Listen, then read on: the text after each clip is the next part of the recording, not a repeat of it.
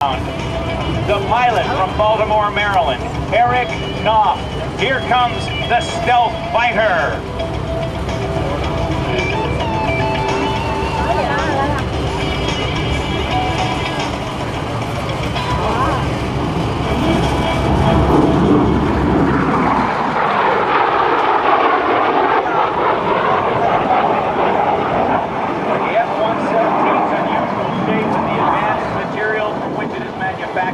Make the stealth fighter all but invisible to radar.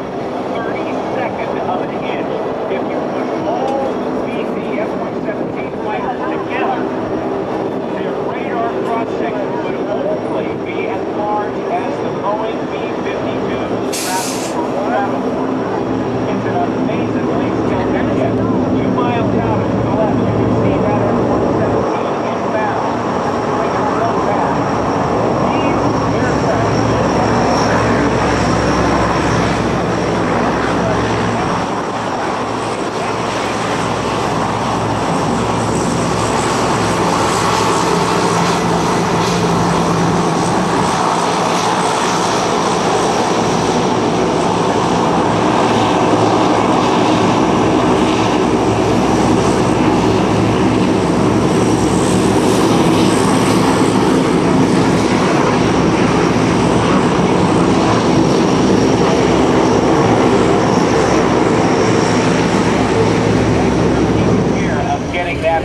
Getting those weapons bay doors closed very, very quickly.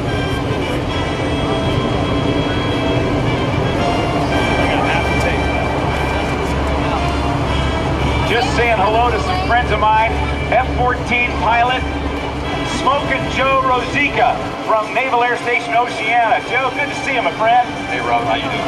I'm great. Well, how's it feel to have the Tomcats going away? Pretty sad. It's the end of an era. It is indeed. Well, you'll see Snort Snodgrass flying his saber jet a little bit later on, but stick around for a couple of minutes, would you? Talk to you in a bit. All right, there, once again,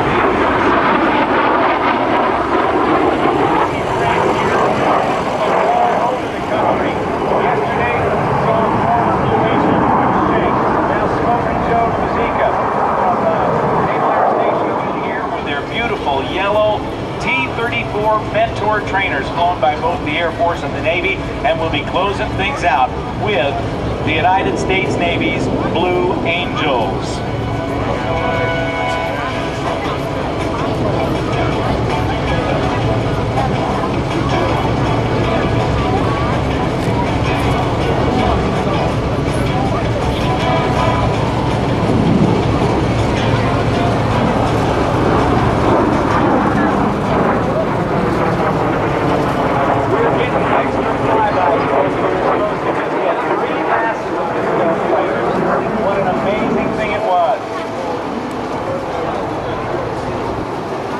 By combining radar absorbent material, he'll tilt that stick to the right. And the P-51. Got it, Chris Lee. Thank you very much. Just heard from the Air Boss. Keep your eyes. We're getting a way better show than most shows get. Typically, the F-117 will do 3 passes and land, but keep your eyes on the F-117 to the right there on low approach. Once it gets down close to the ground, the pilot will shove the throttles forward and giving full power to those General Electric F404 turbofan engines, each of which will deliver about 10,800 pounds of thrust. And he's got the go juice going. That's Bruce Knopf, Captain Bruce Knopf from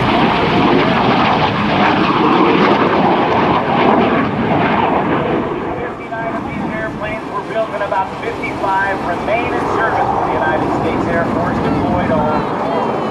Another big problem is making an aircraft that is radar like a heat-seeking missile has been overcome in the F-117 Nighthawk by deflecting the jet exhaust away from the tail of the aircraft and running it over some cooling tiles toward the runway.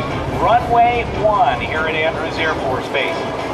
Just a quick lesson for you. Why do they call it Runway 1? It isn't because it's the home of Air Force One.